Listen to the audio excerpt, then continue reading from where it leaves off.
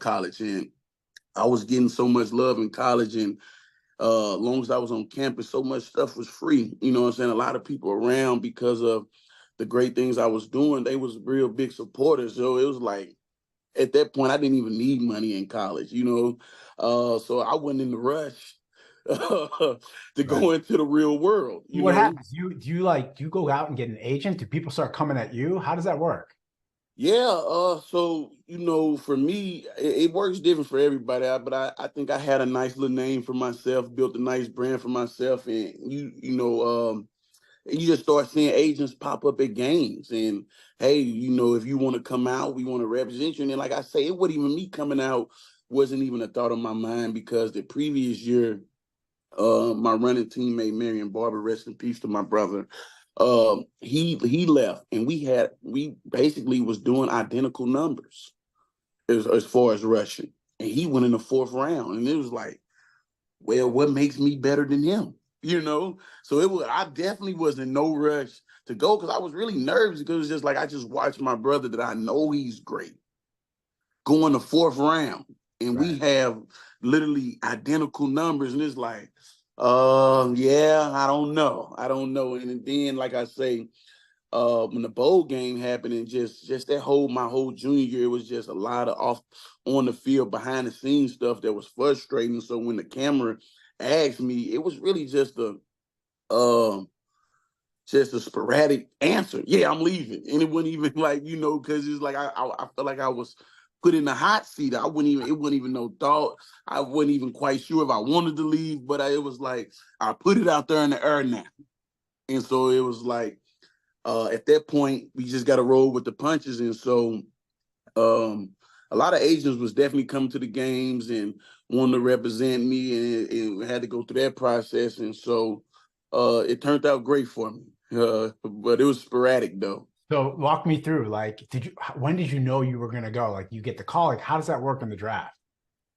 Oh man, so throughout the training process, when I was going through the training process, I remember Mel Kiper had me going 30th to Indianapolis, late first round. And so I figured I was going in the first round. And I was like, late first round, I don't even know that many backs better than me. But hey.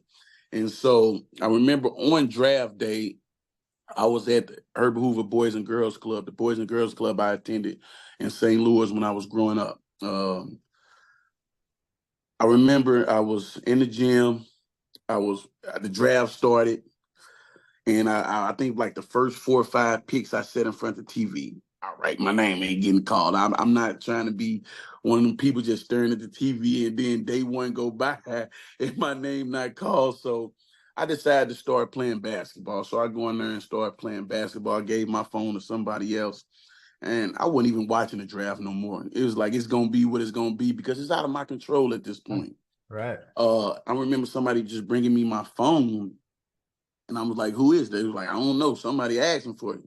So I pick up the phone, and what's funny, it was Bill Belichick. I was like, he was like, yeah, this Bill Belichick with the New England Patriots. We're on the clock. We have the 21st pick. We're considering picking you, but hold on. And I'm like, hold on. And so I think, that 2 minute hold on at that time to me felt like 10, 15 minutes. To Right. me, I felt like he had me on hold for too long to where it's like, man, I should hang up, but I'm not. And I remember he get back on the phone, and he was like, yeah, we're going to take you with the 21st pick.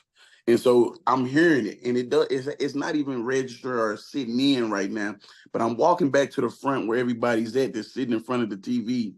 And so I'm hearing him on the phone say, yeah, we're going to take you. And he was like, how do you feel about being a Patriot? I was like, man, it feels great. He was like, well, congratulations. Then Kraft gets on the phone, say a few things. Belichick get back in and start breaking down the do's and don'ts of their program. And I'm like, wow. And so I'm still on the phone, and then I sit down in the chair, and the commissioner comes out with the 21st pick. New England Patriots takes Laurence Maroney, and I'm talking about the whole place erupts. And I think once I actually heard it on the TV, that's when realization kicked in, like, wow, it's happening. Right. Dreams coming true is happening. Was it an absolute culture shock? I mean, like your life changed overnight, right? It did technically, but not overnight. I think I didn't even get my first check until Right. almost training camp. So, but the thought of your life changing overnight, yeah, it Right. did. And but as far as the money, it didn't come yet.